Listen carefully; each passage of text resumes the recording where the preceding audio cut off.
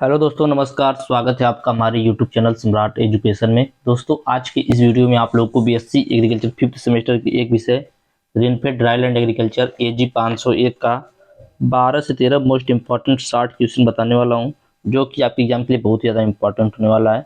आप लोग वीडियो को पूरा देखिएगा, और यदि आप लोगों को इसका पीडीएफ चाहिए तो डिस्क्रिप्शन में व्हाट्सएप ग्रुप का लिंक और व्हाट्सएप नंबर दिया गया है, मैसेज करके आप लोग इसका पीडीएफ भी ले सकते हैं। चलिए देखते हैं सबसे पहले पहला क्वेश्चन है मल्च क्या होता है। ठीक है, 10 क्वेश्चन मैंने पिछले वीडियो में बताया था।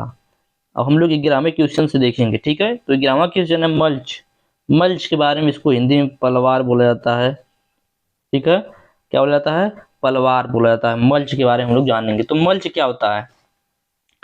तो मल्च एक प्राकृतिक या कृत्रिम आवरण है जिसे मिट्टी की सतह पर फैलाया जाता है, जो मिट्टी की गुणवत्ता और स्वास्थ्य में सुधार करने, पौधों की वृद्धि को बढ़ावा देने और फसल की पैदावार को बढ़ाने में मदद करता है। ठीक है, मल्च क्या है? मल्च एक प्राकृतिक या कृत्रिम आवरण है।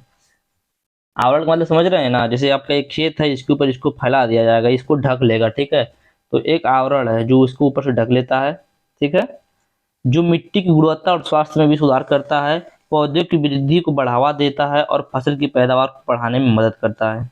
इसके प्रयोग से मृदा में नमी का संरक्षण होता है, मिट्टी का तापमान नियंत्रित रहता है, खरपतवार नियंत्रण रहता है, मिट्टी की उर्वरता में सुधार करता है और मिट्टी की संरचना में भी सुधार करता है।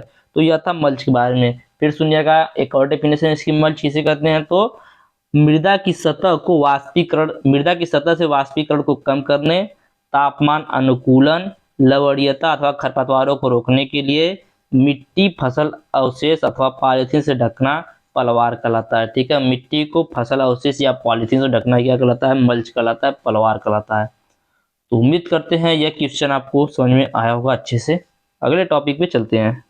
अगला टॉपिक है कंटूर फार्मिंग या समुच्चय खेती। इसको बोला जाता है, क्या बोला है?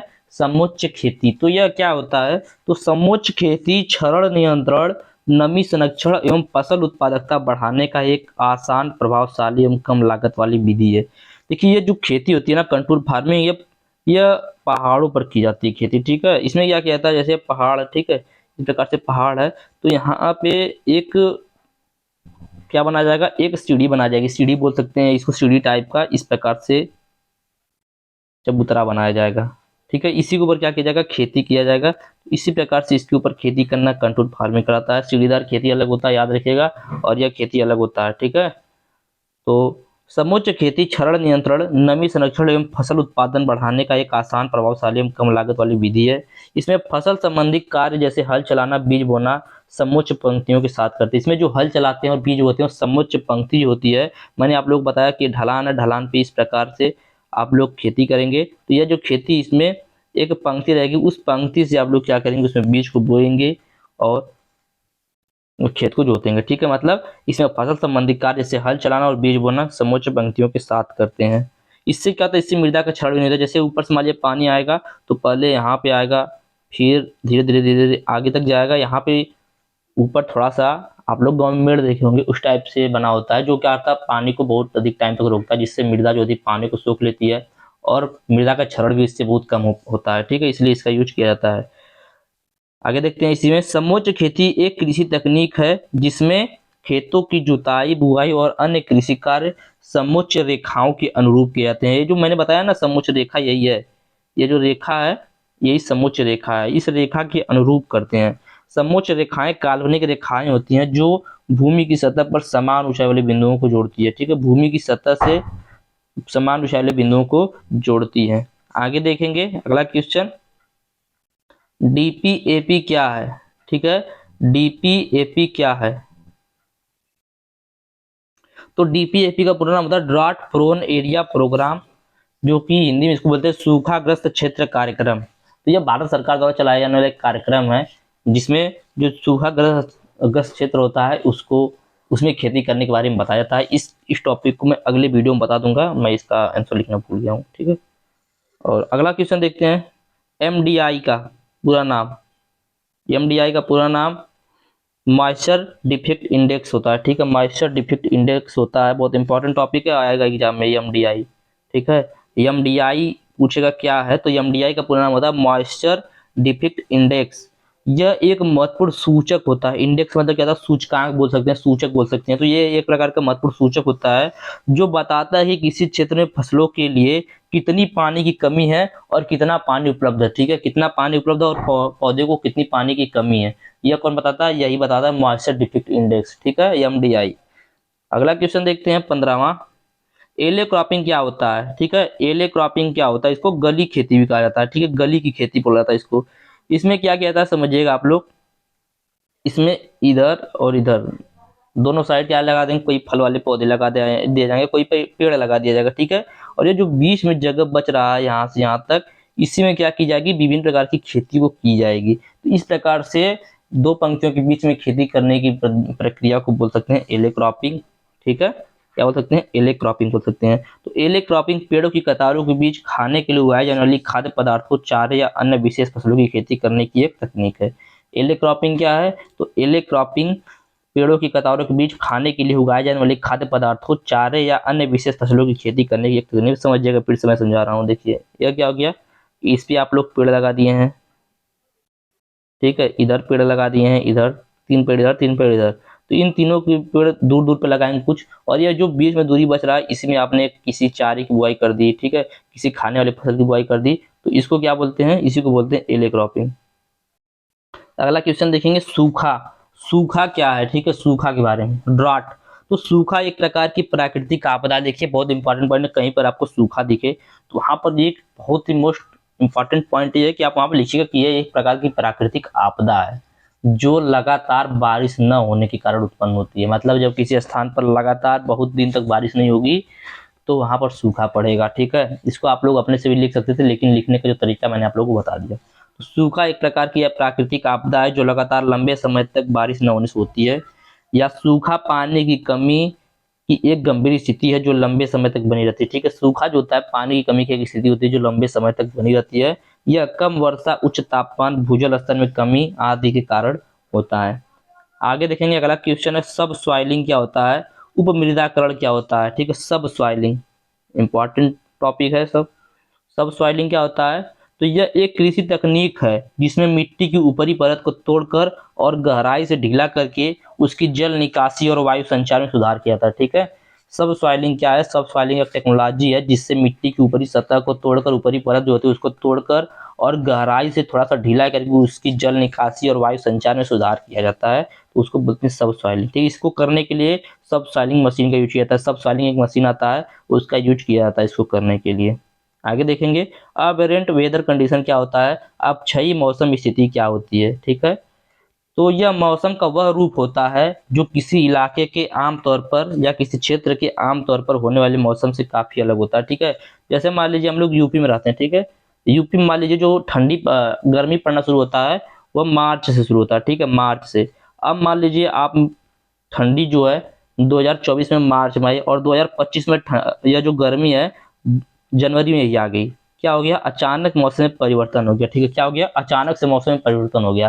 ठंडी होना था, ठंडा मौसम आना था, लेकिन अचानक से क्या हो गया, बहुत अधिक गर्मी पड़ने लगी।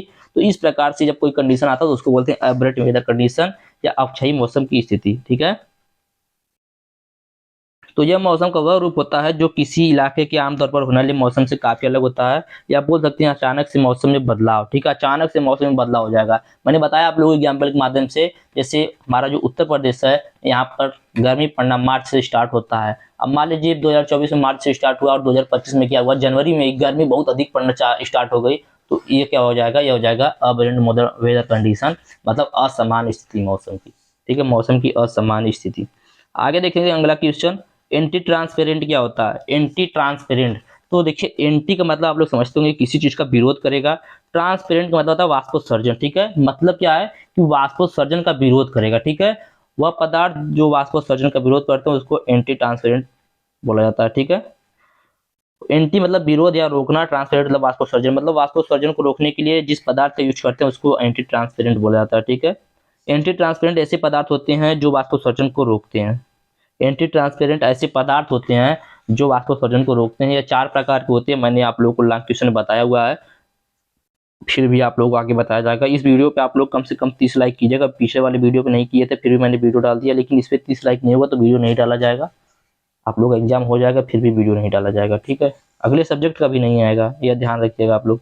ऐसा मैं इसलिए बोल रहा हूँ क्योंकि आप लोग को समझना चाहिए, बहुत मेहनत लगता है वीडियो बनाने में। आप लोग एक लाइक तो कर ही सकते हैं भैया। चलिए देखते हैं अगला क्वेश्चन, 20वां क्वेश्चन। इसमें से तो 100% कहीं ना कहीं से एक दो टॉपिक आएगा एग्जाम में। पूरा नाम लिखिए, फुल फॉर्म वाला प्रश्न जो है पूछता है, तो हम लोग देखेंगे फुल फॉर्म वाले कुछ टॉपिक, कुछ प्रश्न लगभग 5-6 देखेंगे। जैसे पहला है IGFRI। IGFRI का पूरा नाम बताइए, तो इसका पूरा नाम होता है Indian grassland and fodder research institute. Indian grassland and fodder research institute, जो कि 1962 ईस्वी में इसका स्थापना हुआ था, ठीक है। कब हुआ था? 1962 में। IGFRI का पूरा नाम Indian grassland and fodder research institute. दूसरा है CAZRI। प्रथम फिर से बता दूंगा, CAZRI। तो CAZRI का पूरा नाम होता है central arid zone research institute. Central arid zone research institute, जो कि 1959 में इसका स्थापना हुआ था, एस्टेब्लिशमेंट हुआ था, ठीक है। अगला है क्रीडा। इसको देखिए हिंदी में क्रीडा देगा, एग्जाम में अगर देगा तो हिंदी में क्रीडा दे सकता है, ठीक है। और अंग्रेजी में देगा CRIDA, तो कंफ्यूज नहीं होना है वहाँ पे। तो क्रीडा, इसका पूरा नाम होता है central research institute for dryland agriculture, जिसको 1985 में शुरू किया गया था। इसकी स्थापना 1985 में हुई थी, बोल सकते हैं, ठीक है। CRIDA का पूरा नाम central research institute for dryland agriculture. अगला है ICAR। तो इसका नाम तो सभी लोग जानते होंगे। तो ICAR का पूरा नाम होता है Indian council of agricultural research, जो कि 1934 में बना था। इसमें वर्तमान में DG कौन है, आप लोग हमें बताइएगा कमेंट बॉक्स में, ठीक है। वर्तमान में ICAR के DG कौन है, कमेंट बॉक्स में बताइएगा। अगला टॉपिक है AICRP-DLA। देखिए यहाँ पर जो DLA दिया है, कहीं कहीं पर बस DA देगा, ठीक है। तो वहाँ पर कंफ्यूज नहीं होना है, DLA भी दे सकता है और DA भी दे सकता है। तो AICRP-DLA, तो या तो अलग से AICRP भी दे सकता है, इसलिए यहाँ पर मैं दोनों बता रहा हूँ, आप लोग दोनों क्लियर हो जाएगा यहीं से। तो AICRP का पहले जान लीजिए। तो AICRP का पूरा नाम होता है all India coordinated research project. All India coordinated research project, ठीक है। अब DLA का पूरा नाम हो गया dryland agriculture, for dryland agriculture. तो AICRP-DLA का पूरा नाम हो गया all India coordinated research project for dryland agriculture, या AICRP-DA देगा तो वहां पर भी आप लोग का यही होगा, all India coordinated research project for dryland agriculture. यहाँ पर ड्राईलैंड में D और L दोनों का दे दिया है, याद रखिएगा, वहां पर DA भी दे सकता है, तो कंफ्यूज करने के लिए कुछ भी हो सकता है। अगला टॉपिक है PWP। PWP का पूरा नाम क्या होता है? तो इसका पूरा नाम होता है परमानेंट विल्टिंग पॉइंट। क्या होता है अभी मैं आगे बताऊंगा। यहाँ पर मैंने लिखा हुआ है कि PWP पर मिट्टी सूखी है और पौधा अब और पानी नहीं निकाल सकता, ठीक है। PWP एक ऐसा पॉइंट होता है जहां पर मिट्टी पूरी तरीके से सूख जाती है और पौधा जो होता है मिट्टी से अब और पानी को नहीं निकाल सकता, तो उसको बोलते हैं PWP या परमानेंट विल्टिंग पॉइंट। मतलब यहाँ पे परमानेंटली जो पौधा पानी खींच रहा है वह नहीं खींच पाएगा, रुक जाएगा, ठीक है। अगला है MDI। तो MDI का पूरा नाम मॉइस्चर डिफेक्ट इंडेक्स, जो कि मैंने बताया था। आगे देखते हैं 21वां क्वेश्चन। एग्रो फॉरेस्ट्री क्या होता है? एग्रो फॉरेस्ट्री, तो एग्रो फॉरेस्ट्री को कृषि वानिकी बोला जाता है, जो कि बहुत ज्यादा इंपॉर्टेंट है। कृषि वानिकी में क्या होता है कि हम लोग वृक्ष का उत्पादन करते हैं, पशुपालन भी करते हैं, फसल उत्पादन भी करते हैं, तो सभी चीजें एक ही साथ करते हैं, तो उसको बोलते हैं एग्रो फॉरेस्ट्री। तो कृषि वानिकी भूमि प्रबंधन की एक प्रवृत्ति है, जिसके अंतर्गत काष्ठीय बहुवर्षीय वृक्षों, फसल उत्पादन और पशुपालन को एक ही साथ व क्रमबद्ध एक निश्चित भूमि में किया जाता है, ठीक है। कृषि वानिकी भूमि प्रबंधन की प्रवृत्ति है, जिसके अंतर्गत जो काष्ठीय बहुवर्षीय वृक्ष होते हैं वह उनमें फसल उत्पादन, पशुपालन को एक ही साथ और क्रमबद्ध तरीके से एक निश्चित भूमि में किया जाता है, तो उसको बोलते हैं एग्रो फॉरेस्ट्री। तो ये थे आपको कुल 21 क्वेश्चन। पिछला 10 क्वेश्चन का वीडियो, ये 11 क्वेश्चन, टोटल मिला के हो गए 21 क्वेश्चन। और आप लोग यदि 21 क्वेश्चन देख लेंगे तो आपका जो 1 नंबर वाला क्वेश्चन आने वाला है, लगभग सभी क्वेश्चन इसी में से फंस जाएगा। हो सकता है 2-3 बाहर से भी आ सकता है, ऐसा नहीं कि मैं पूरा बोल दूं इसी में से आएगा तो बाद में नहीं तो आप लोग बोलेंगे कि आप बोले थे नहीं आया। ऐसा नहीं है, बाहर से भी आ सकता है, लेकिन ज्यादातर जो क्वेश्चन होंगे इसी में से आएंगे। और उम्मीद करते हैं ये वीडियो आप लोग को अच्छा भी लगा होगा। वीडियो अच्छा लगा है तो वीडियो को लाइक कीजिएगा, चैनल को सब्सक्राइब कीजिएगा। इसका PDF चाहिए तो डिस्क्रिप्शन व्हाट्सएप ग्रुप का लिंक, व्हाट्सएप नंबर दिया गया है, मैसेज करके आप इसका PDF भी ले सकते हैं। धन्यवाद, जय हिंद।